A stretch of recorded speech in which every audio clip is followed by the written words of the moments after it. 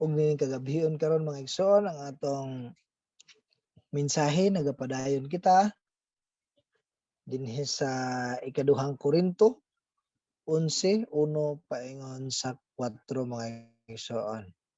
Apan sa dili pa ani atong intro no mga igsoon nga ang mga karelihiyonan diri sa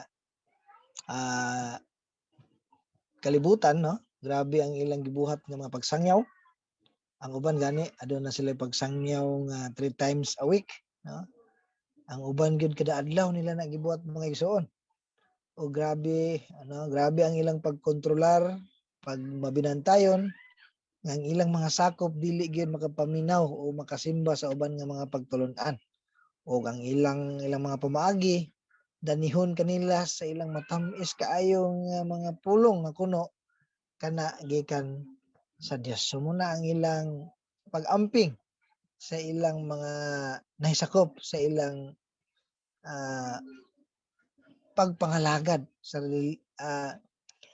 ilang religion, sa ilang religious nga activity mga igsoon. Ug makonek nato na karon sa atong mensahe diri sa ikaduhang Korinto 11 paingon sa 4. Akong basahon mga igsoon, sundi lang ako ninyo diya sa pagpaminaw sa mga dapit kung asa kamo mga igsoon.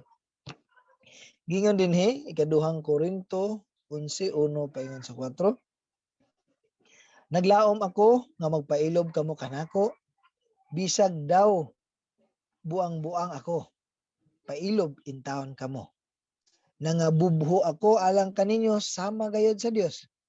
Kay sama man kamo sa putli nga dalaga nga akong gisaarang ipakasal sa usa lamang kalalaki nga mao si Kristo. Nahadlok ako nga masaag ang inyong unahuna ug biyaan ninyo ang bug-os ug lunsay nga paghigugma kang Kristo nga sa samang paagi nga si iba gipasalaag sa lansis sa bitin. Kay mudawat man dayon kamo niadtong moanha kaninyo nga magwali og laing Hesus nga dili mao giwali namo ug gidawat ninyo ang usa ka espiritu nga dili mao ang Espiritu Santo ug ang maayong balita nga lahi sa nadawat na ninyo. So mo na ang pulong sa Dios nga atong pagahisgutan niining kagabhion. Magampo na kita mga igsoon. O Dios amahan nga labing gamhanan dalaygon ka kaya sa among mga kinabuhi. Salamat sa imong pag-uban sa among prayer meeting karon. Salamat sa imong paggiya og nining among paghisgot sa pulong. Padayon ka magagiya, magaandam sa mga kasing-kasing unahuna ang imong pulong nga among madungog matisok matuhob gayud kini kanamo Lord og amo kining mapamalandungan sa insakto og among ma-apply ang mga kamatuoran dinhi Ginoo. Ubani kami, tabangi kami bala ang espiritu og among pagampo nga ikaw padayon nga maghatag sa maayong panahon og maayong koneksyon sa matag usa Ginoo. Sa kinitibukan ikaw saligan nga mga dumala nining tanan sa ngalan ni Ginoong Hesus. Amen o amen. Okay, ato ning giuluhan mga igsoon og ang pagbati sa alagad ngadto sa iyang gialagaran. So muna no tong intro nga kuan gid siya no ang master or ang nangalagad kanila di ginaampingan gid niya ang iyang mga sakop nga dili maadto sa lain no. Ay ngana sila ka higpit no sa ilang mga membro aron dili masangyawan sa lain o makuha sa lain. So mao na ang pagbati sa alagad ngadto sa iyang gialagaran o sa atong unang punto iya gayong ipaglaban ang iyang gialagaran. Sa verse 1 nagalaom ako nga magpailob kamo kanako bisag daw buang-buang ako pailob intawon kamo. Nangabubho ako sa atong language nagsilos ko alang kaninyo. So nahimong emosyonal si Pablo niini sa iyang pagsulat o siya nagalaom naghangyo nga sabton ang iyang gibati no. Kay siya nagsilos nangabugho apan ang iyang pagpangabubho ang iyang pagsilos ana sa insakto nga lugar no. Wala siya nagpataka lag silos or pangabugho no. Kay iya pong connect nga ang iyang gibati sama man sa kinaiya sa Dios. Sama sa Dios nga mga bubho usab naa man na sa kinayahan sa Dios. Sa Exodus 20, 3 paingon sa 5. Ingon diha ayaw pagsimba og laing Dios gawas kanako, ayaw pagbuhat og Dios o larawan sa bisan unsa dito sa langit o dinhi sa yuta o diha sa tubig nga naa sa ilalom sa yuta. Sa verse 5, ayaw pagyukbo sa bisan unsang Dios o pagsimba niini. Kay ako ang Ginoo nga inyong Dios ug abubuhan ako. Silutan ko kadtong nagsalikway kanako, lakip ang ilang mga kaliwat hangtod sa ikatulo o ikaupat nga kaliwatan. So naa gayod na nga kinaiya, no? Dili ta makaingon nga sala ang pagmangabubho kung ang pagpamabubho wala sa insakto nga lugar. Labi na kaya ni nga pagpangabubho ni Pablo alang sa iyang mga alagad nga dili mapunta sa lain nga pagtulun-an aron dili mapunta sa lain nga Dios. So muna mga igsoon, sa verse 2 nga bubuho ako alang kaninyo sama gayud sa Dios kay sama man kamo sa putli nga dalaga nga akong gisaarang ipakasal sa usa lamang kalalaki nga mao si Kristo. So putli nga dalaga walay buling, dapat nga walay hiwi nga pagtuo, sayob nga pagtulon-an nga makahalo niini, makasagol. No? Teaching nga pure nga nauna na namnam na nila na ilan nang nalasahan na ilan nang natilawan, no? Ang pure nga mensahe nga dili unta masagulan pa, dili na pwede pangulitawhan pa, dili na mo dawat og regalo or unsa man nga ihanyag nga nindot kay basin mahaylo, basin madani og mobalik na inoon mga igsoon. So gisaaran nga ipakasal sa usa lamang kalaki nga mao si Kristo. Si Kristo mao ang giila dinhi nga pamanhunon si Ginoong Hesus. Siya ang pangasaw, siya ang groom, no? Pangasawanon nga lalaki, no? Sa mga magtotoo. No? Naama na support sa Biblia sa verse 25, no? Ingon diri sa Efeso 5, mga bana higugma ang inyong asawa, ingon nga gihigugma ni Kristo ang simbahan o gitugyan niya ang kinabuhi alang niini. Gihimo niya kini aron sa paghalad sa simbahan. Ngadto sa Dios human niya kini hugasi sa tubig uban sa pulong. Sa ingon ni ini ikatugyan niya ang simbahan alang kaniya mismo diya sa bugos niyang kaanyag putli ug walay kasaway, walay buling kunot umansa o bisan unsang apan. So muna, no? Ang Dios ang naghinlo, no? O gusto niyang muadto kita sa iya nga walay apan, walay nasagol nga mga mali nga mga pagtulon-an. Sa muna mga igsoon, sa Revelation 19:7-9 manghugyaw ug maglipay kita ug daygon nato ang iyang pagagamhanan kay miabot na ang panahon sa kasal sa nating karnero ug andam na ang iyang pangasaunon. Gipasulob siya sa bisting lino nga sulaw, ang kaputi ug limpyo. Ang lino mao ang maayong binuhatan sa katawhan sa Dios. Tungod sa pagtuo nagresulta sa maayong binuhatan sa katawan sa Dios ug mao kanay putli, no? Putli nga halad ngadto sa Dios sa panahon didto sa Revelation nga makita na nato, mauban na nato ang presensya sa Dios. So muna ang pagbati sa alagad, no? Ngadto sa iyang gialagaran, iya gayong ipaglaban nga dili mansahan, dili mahugawan, dili masulsulan o malingla sa lahi nga mga pagtulon-an. Dayon ang subpoint niini mahadlok siya nga malingla ang iyang gialagaran. Sa verse 3 nahadlok ako nga masaag ang inyong manahuna ug biyaan ninyo ang bug-os ug lunsay nga paghigugma kang Kristo. Sa samang paagi nga si Iba gipasalaag sa lansis sa bitin. So kay gimibati man si Pablo nini. So malagmit, malingla gayud sa mali nga teaching ang uban bahin kang Hesus ang mga magtotoo, no? Pwede gayud masaag ang ilang mga nahuna imbis naa na sila sa bugos ug lunsay nga pagtuo paghigugma kang Kristo. So dapat mao gid unta kanay atong ugmaron, no mga igsoon, dili ta mo entertain o modawat sa ubang mga pagtulon-an nga sukwahi sa kamatuoran bahin kang Kristo. No, labi na kung huyang pata. No, gi-example din ni si Iba nga maayo gyud pagkalipat, no? Sa Genesis na ato na makita 3 pa ingon 1 pa yung sa 6 nga sa tanang mananap ang gibuhat sa Ginoong Dios ang bitin mo ang labing limbungan. Gipangutana sa bitin ang babae, gidid-an ba day kamo sa Dios pagkaon sa bunga sa tanang kahoy sa tanaman? Mitubag ang babae, makakaon kami sa bunga sa tanang kahoy sa tanaman gawa sa kahoy nga naa sa taliwala niini. Gidid-an kami sa Dios sa pagkaon ug bisan gani sa paghikap niining kahoya. Kung supakon namo kini mamatay kami. Mingon ang bitin. Dili tinuod nga mamatay kamo. Gisulti kini sa Dios kaninyo kay nasayod man gud siya. Nga kung mukaon kamo niini, maabli ang inyong salabutan ug mahisama kamo kaniya nga nasayod unsay maayo ug unsay dautan.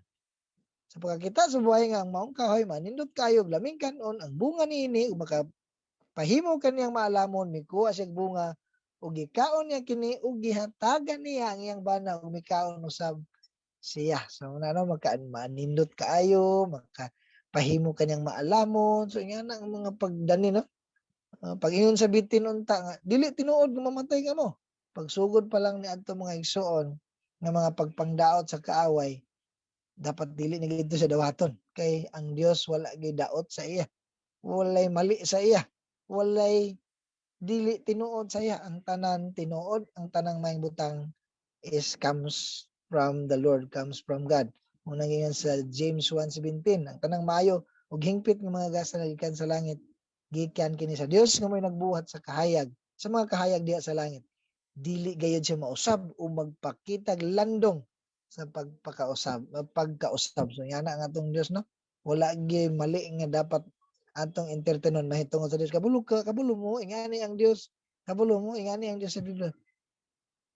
Ang kamatuoran nga ang Dios mao gayud ang matarong hingpit balaan no. Gani sa pag-mention sa nagsimba sa Dios no. Balaan. Diba? Dios nga labing gamahanan. So likay na no kung dili patalig-on sa atong pagtuo ug sa atong kahibalo no kay basin mayon ta nga pareha ng mga magdebate ba kung mapamatud-an ninyo nga sakto mo na mobalhin mi sa inyo. Dabi karon kay may man kay sila mo lipat-lipat lusot-lusot. So napili ka so naminghay ka uban ka sa ila no. Ang importante magigsoon kung naa kay mga nadungog mo mali nga mga pagtulon-an ayaw dawata dayon balibare ug duol ka sa mga lig-on na diya sa pagtuo unsa may ipasabot ni ngano nakaingon maning mga mini nga mao ni ang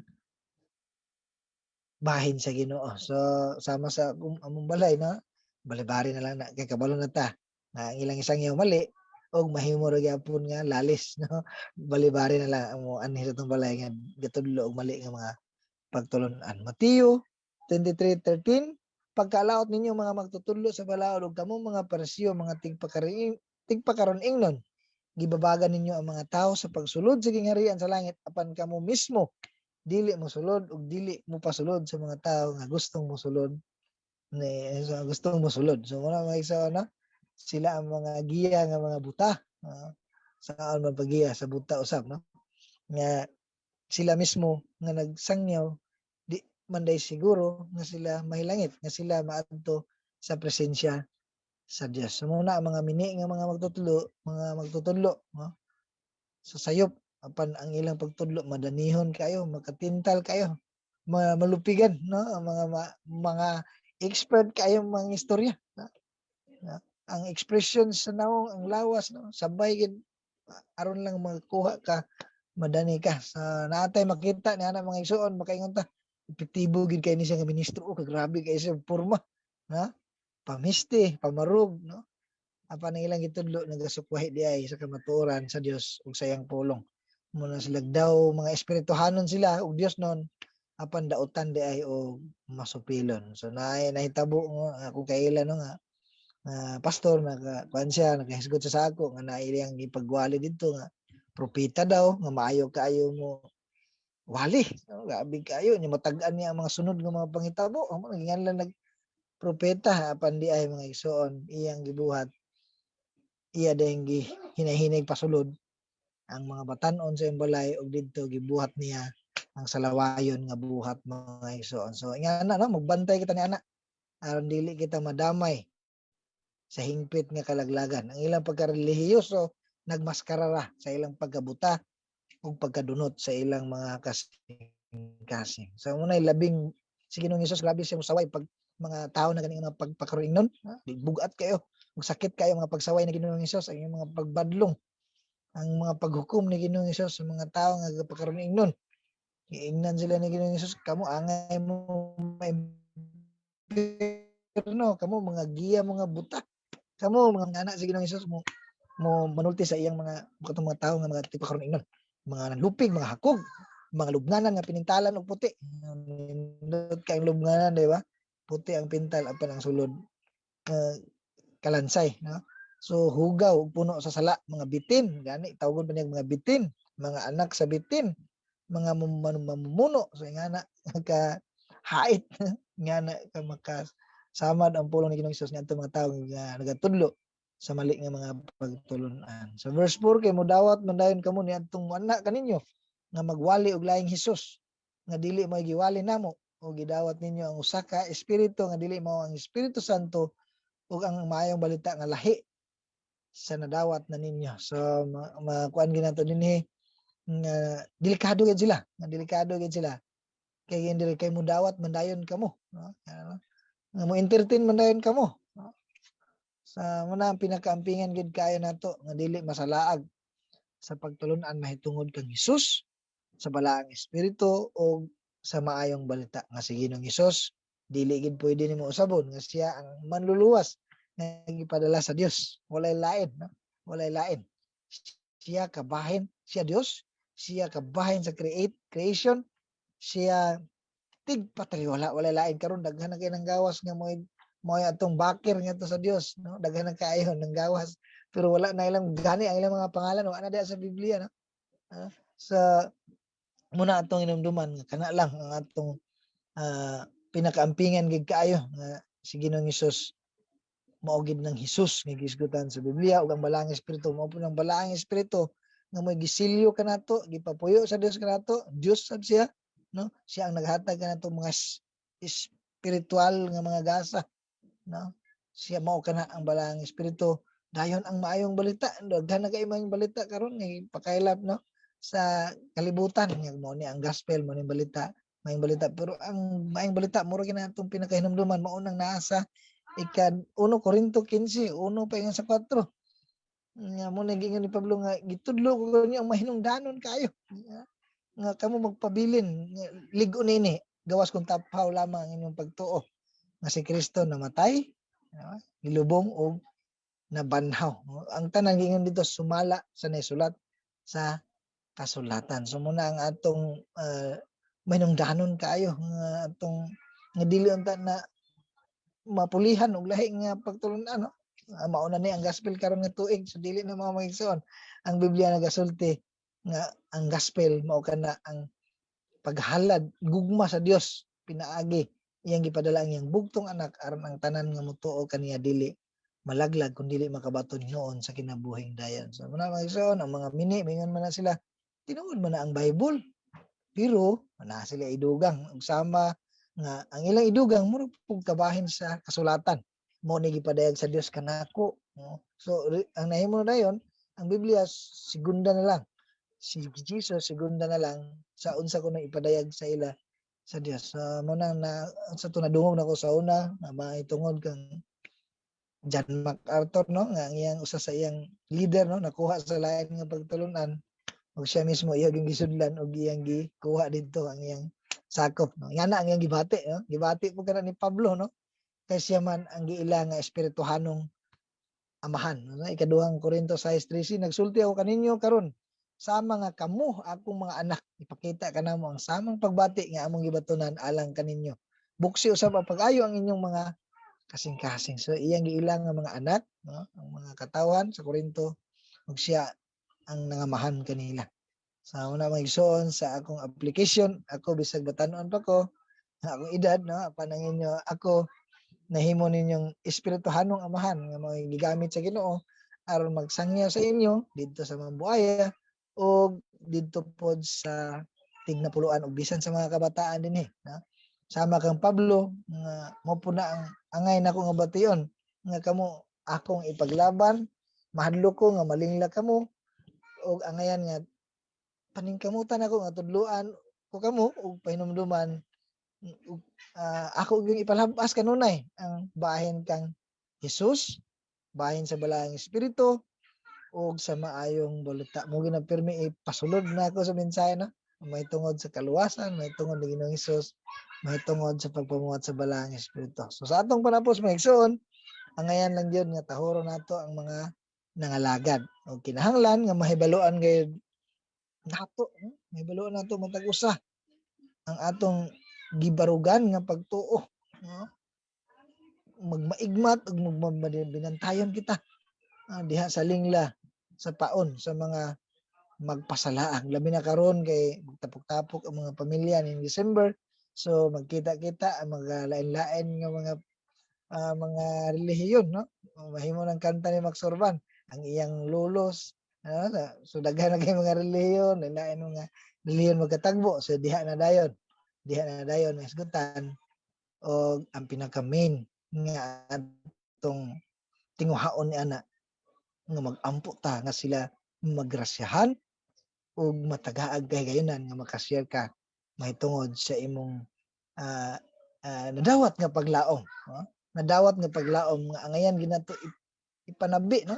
Sama sa lami nga pagkaon angayan nato ipanabi aron sila makatilaw ug makaambit ug mahimong makaangkon sa kabulahanan diha sa kasiguruhan sa kaluwasan ug diha sa buhing paglaom. Dalaygon ang Dios sa iyang pulong og takos siya og ang iyang balikan ining tanan. Sa magampo ta, labing gamahanan nga Dios, dalaygon ka sa among mga kinabuhi. Salamat kayo Dios sa imong pagpaalabas, pagpaabot na usab sa imong buhing pulong kanamo. Imo ang Ginoo Lord God nga ang mga kamatuoran didto amo untang ma-apply og among makinabuhi o among ma-share sa among mga kaigsuonan, mga kapamilyahan, labi na sa among pagtapok-tapok nini nga December nini nga bulan Ginoo. Ikaw lang gyud Lord ang mag butang sa among kasing-kasing, sama sa imong kasing-kasing nga nagapangita sa mga nasalaag, nagaagak, nagatabang sa mga nagasalaag Ginoo.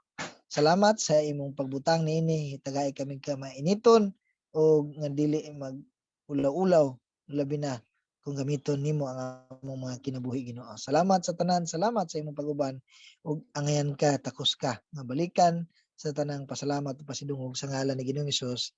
Amen ug amen.